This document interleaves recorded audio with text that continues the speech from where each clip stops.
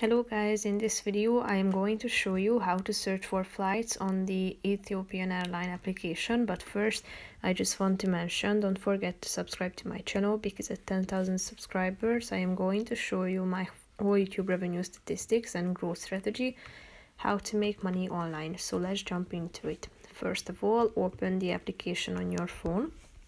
After that you should tap on the home button and click on the search flights section. Tap on enter your departure and select your departure point, then your arrival city. So your destination should be selected too, either from the list or type in the name into the search bar.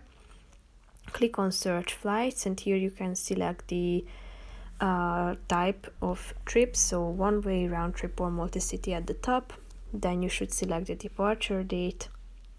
Click on continue, then set the number of passengers and the class, so economy or business. Click on confirm and tap on search flights down below.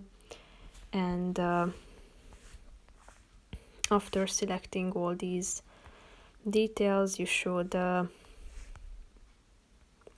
be able to see all of the results here at this section. So that's pretty much it for this video, guys. See you in the next one. Bye bye.